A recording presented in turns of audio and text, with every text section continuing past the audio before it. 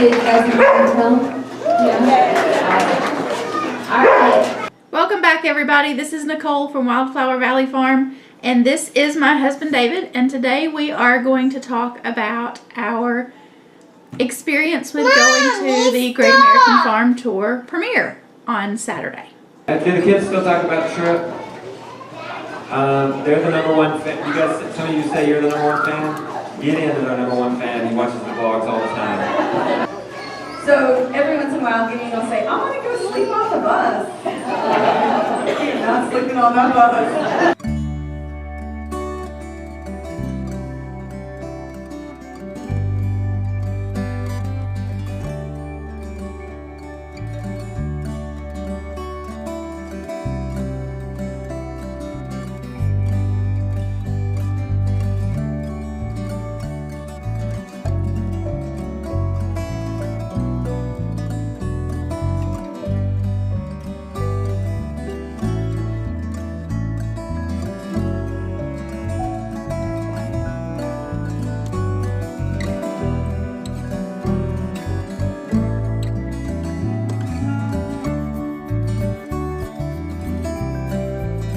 What did you think about the movie? Well, there's a whole lot that I could say.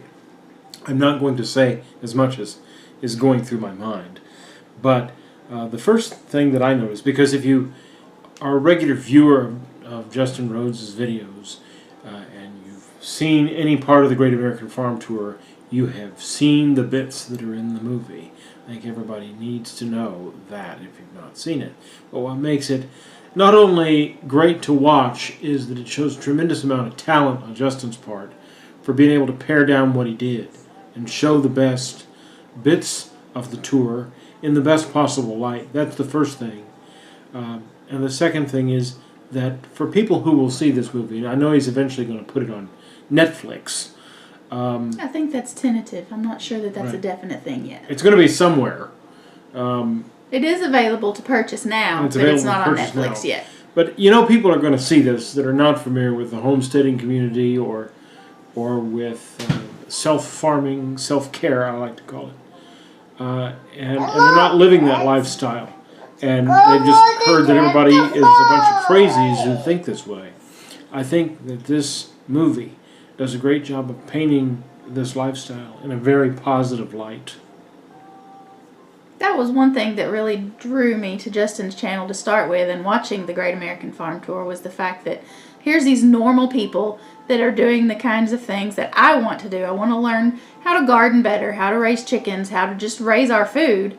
And the different farms and different places that Justin and his family went to are just exactly the kind of things that I want to do, but they're normal people. They're not, you know, these crazy lunatics like everybody thinks they are. And there's a whole lot more of them than you realize. It might be your neighbor and you don't even realize it. There's these other people just like you doing the very things that you want to do.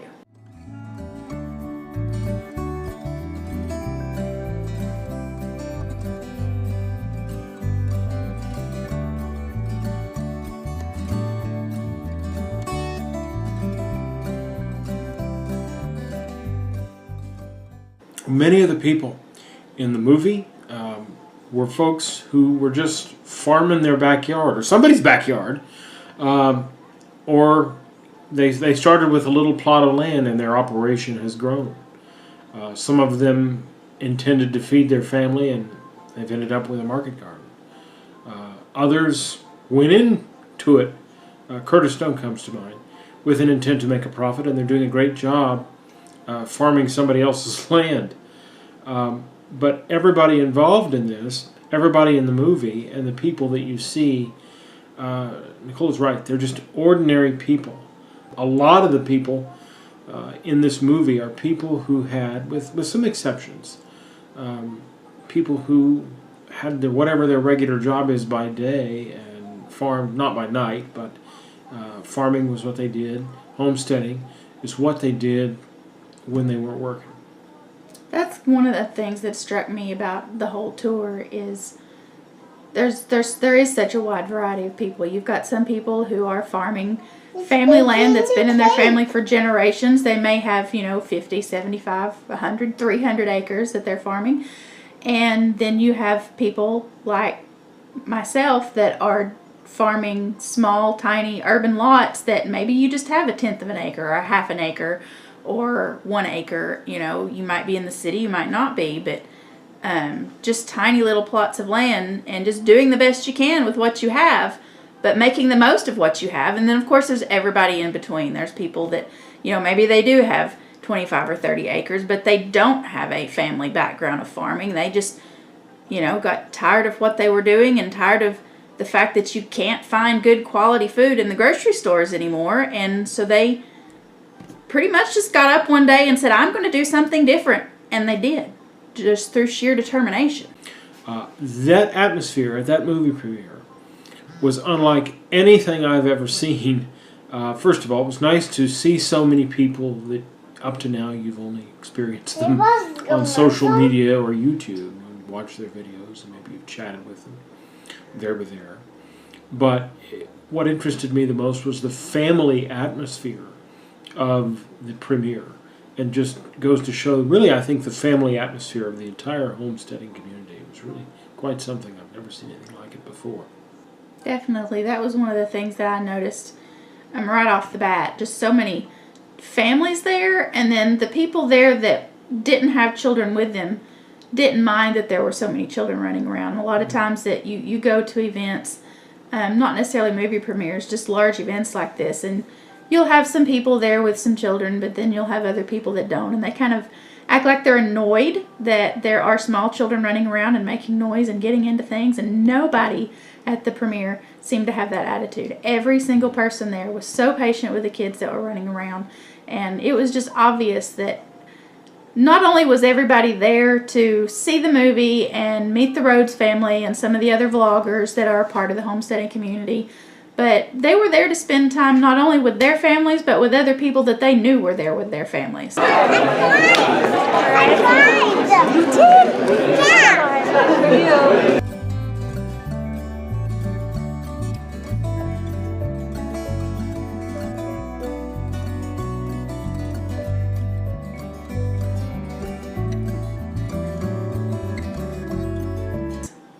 Yeah, I was also amazed. Going to the premiere opened my eyes, and this is another reason I would recommend the movie to people. It's a shame Justin doesn't have a distributor for this film, because I also think that it showed his talent as a film editor. The finished product is a great piece of cinema, and well worth the view, and well worth your time. And I thoroughly enjoyed going over there. I enjoyed seeing the diversity of people who not only were part of the homesteading community, but who had an interest in this movie.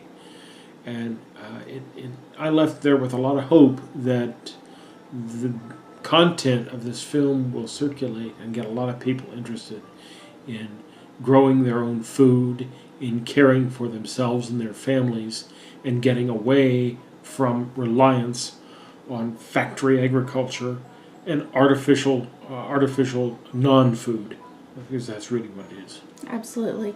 If you haven't seen the film already, if you didn't get a chance to see it when it was free during the premiere weekend, I absolutely recommend watching the movie. I will put links down below to the Justin Rhodes channel and to the website that you can go to purchase the video if you so choose.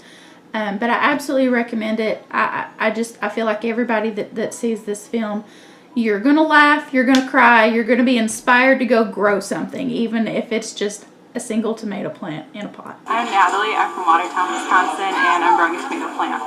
You're growing a tomato plant? Yeah. Did you guys hear that? This is the one I've been talking about. I haven't had a name to this person yet. This is Natalie. She's growing one tomato plant. If you've heard me say it once, you've heard me say it 1,000,000 times. Just plant.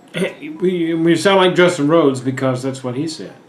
And I think that's really what this film highlights. You know, some people, they only have, like we do, 1/10 of an acre lot. Others, they don't even have that. Some of you, your circumstances have you living in an apartment in town or wherever you live. And you can't farm some large piece of land. But you can plant what you can. You can plant herbs in a windowsill. Yeah, you can You begin can the get process. tiny little grow lights. There's another channel called the In My Gardener channel that I'll put a link to down below. This past winter, he experimented with a grow light that just puts out a single square foot of light. You can do that on a countertop in your kitchen. Yeah, and what's more, you know, you might feel like this isn't something you can do because, well, I can only grow a tomato plant or some herbs. If you really want to begin the process of getting away from fake food, if you want to get away from that stuff, you can also begin the process of looking for people who will sell you eggs, who will sell you organic food that you can't grow if you're not capable of doing it, at prices perhaps that you can better afford. You can begin the process of the self-care that you need for a more independent life. And you can begin that by just simply getting involved in this community and plant something. Absolutely. Go to your local farmer's market. Even if you do have the room and the space to grow your own food, support your local farmers. Go to the farmer's market, meet your neighbors. You know, if you don't have room for a cow, buy a cow share. Buy raw milk from one of your local farmers. Goat milk, cow milk, whatever you can find available. And you just never know when you might have a neighbor 2 doors down that's raising what essentially would be pasture chickens in their backyard. Maybe they only have 4 or 5 or 6 hens, but I'm sure they wouldn't mind to share eggs with you. Find out how can I best live a more organic, holistic life in a way that I can afford to do it. There are ways to go about that. There definitely are. So I hope you've enjoyed this video. If you haven't already, please click that subscribe button down below. And don't forget to check out the description down below for links to all of our social media accounts. Thanks for watching.